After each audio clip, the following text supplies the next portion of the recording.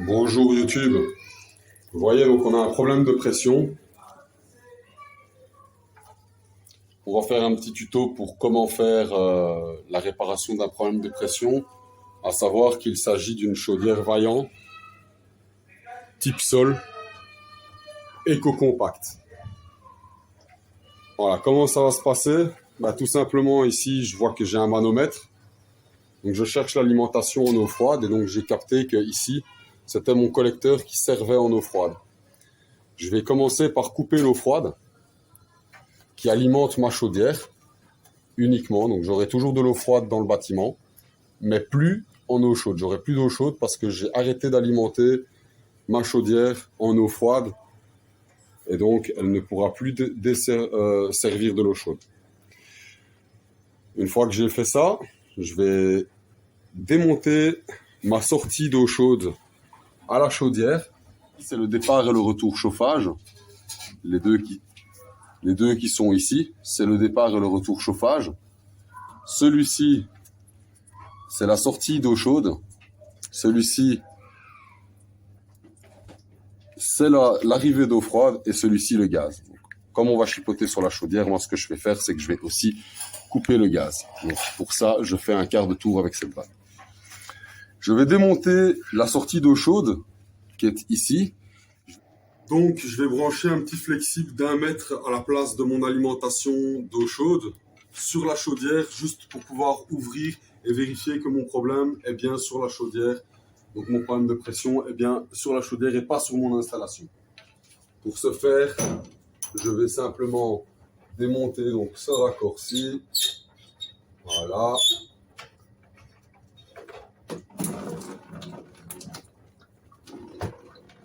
Et je vais brancher mon flexible à la place sur le tuyau de la chaudière.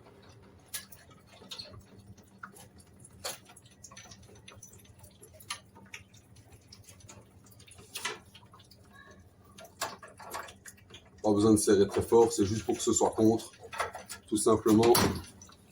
Voilà. Ensuite, je vais ouvrir mon eau froide qui alimente la chaudière. Je vais la réouvrir juste pour vérifier que le problème de pression est sur la chaudière.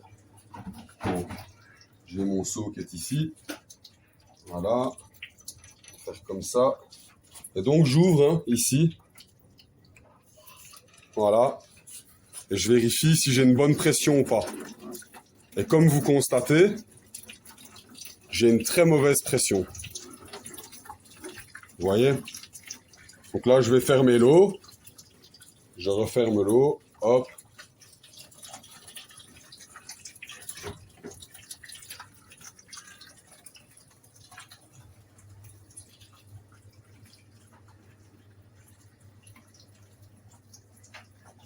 Ça continue à couler. Ah, ça c'est la boucle sanitaire qui se revide en fait. D'accord.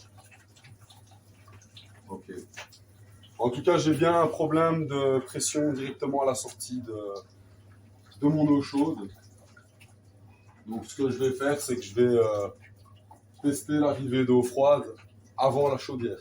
Comme ça, je vérifie. Encore une fois, le but est de vérifier que le problème est bien isolé sur la chaudière et que ce n'est pas un autre problème qui serait lié soit à l'installation d'eau chaude, soit à l'alimentation d'eau froide vers la chaudière. Donc pour vérifier l'alimentation en eau froide, pour vérifier que la pression est bonne, je vais simplement directement démonter à l'alimentation même de la chaudière.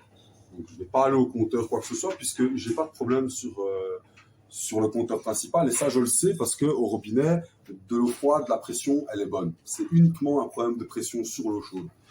Donc là, je vais démonter ici, juste après le manomètre qui alimente la chaudière.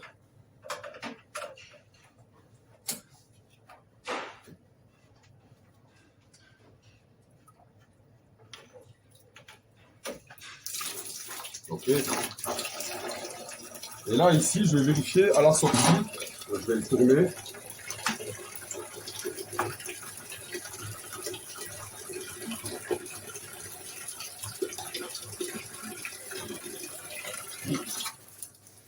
Je vais simplement allumer l'eau froide pour vérifier que ici, j'ai une bonne pression. Et si j'ai de la bonne pression à cet endroit-ci, eh ben, ça voudra dire tout simplement que c'est le problème est à ma chaudière. Voilà. YouTube, je crois qu'on est clair, le problème est bien à la chaudière. Donc là maintenant, je vais rebrancher mon tuyau d'eau froide, mon alimentation sur ce tuyau-ci. Et je pense que je vais démonter mon tuyau d'alimentation à la chaudière même et je vais faire un détartrage du boiler de la chaudière.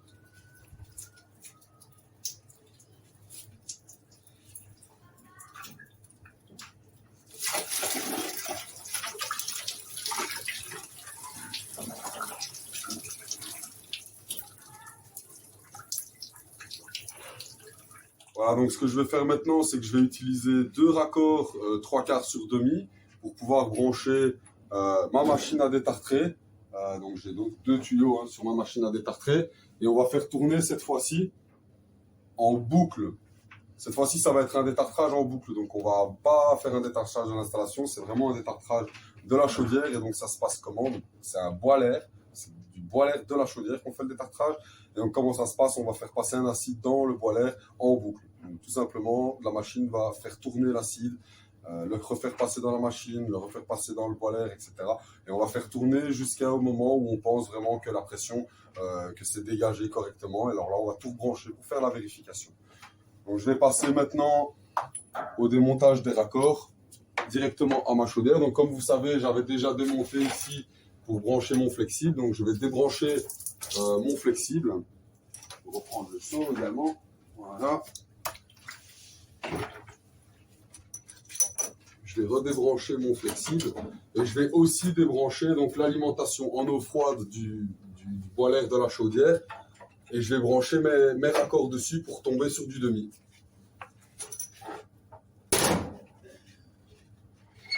Voilà. Ça c'est fait. Je fais la même ici avec mon raccord. Vous ne le voyez pas, je vous le montre, attendez. Donc c'est ce raccord-ci. Celui-ci.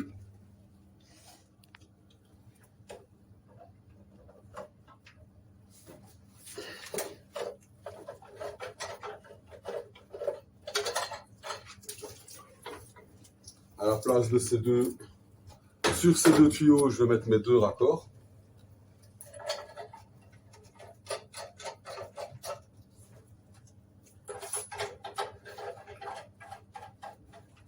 Voilà. Je vais serrer brièvement pour ne pas avoir de fuite lorsque je vais utiliser ma machine à détartrer. Voilà, c'est brièvement, ça sert à rien de serrer très fort. Voilà.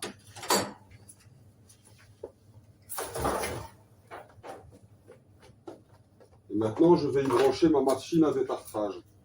Ma machine à détartrer pour faire le détartrage. Donc, il n'y a pas de sens. Vous pouvez brancher n'importe quel tuyau sur n'importe quel tuyau. Le sens n'a pas vraiment d'importance. Il n'y a pas de clapet anti-retour sur ce système ici. Voilà, donc je branche un tuyau. Puis je branche le deuxième.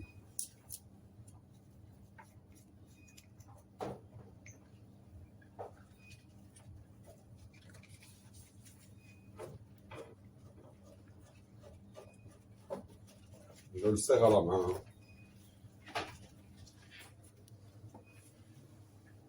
Et on allume.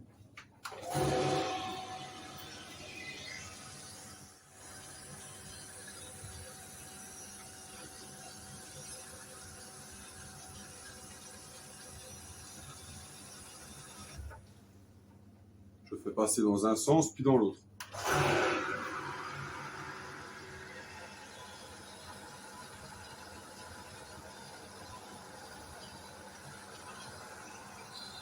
Cette opération, vous la faites jusqu'au moment où vous pensez que le détartrage est correctement fait. Moi, je laisse en général entre une demi-heure et 1h30 la machine tourner. Évidemment, je vais couper la caméra pendant ce temps-là et je vous reprends au moment où je vais débrancher. Voilà, donc maintenant, je vais arrêter mon détartrage. Je vais couper ma machine, directement la débrancher.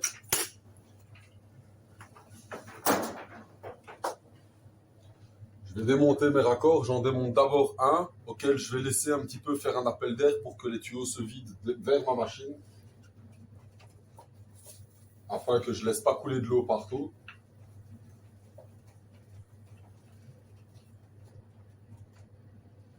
Voilà, je le laisse un petit peu vers le haut, histoire de tout bien faire couler dans ma machine. Je referme. Je démonte l'autre également.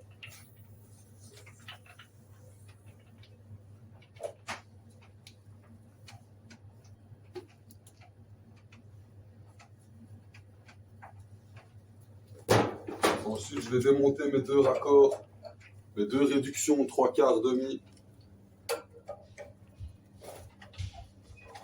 afin de rebrancher mon installation sur ma chaudière.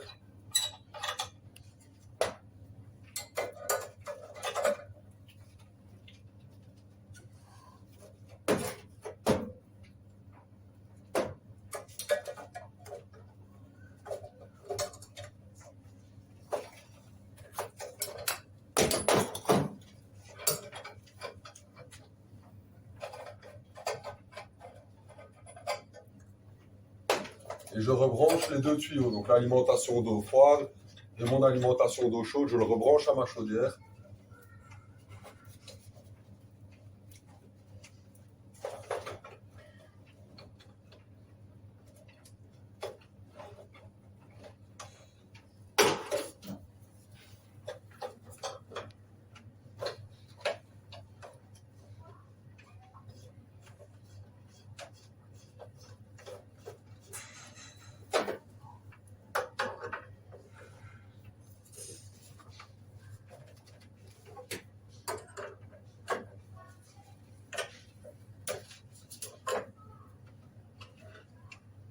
Je donne un léger coup de clé pour le serrage afin d'être sûr de ne pas avoir d'ennui au niveau des fuites.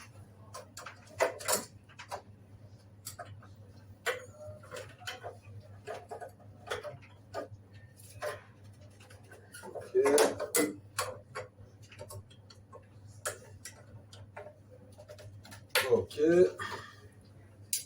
Ensuite, normalement, je peux rallumer l'eau et on va aller vérifier directement. Je rallume mon eau. Je rallume également le gaz de la chaudière. J'attends que mon installation soit mise sous pression. Ça, on l'entend dans le bruit des tuyaux. Pour vérifier les fuites. Je crois qu'il y a un robinet ouvert. On va aller voir. Et à mon avis, on peut vérifier directement la pression également à ce robinet.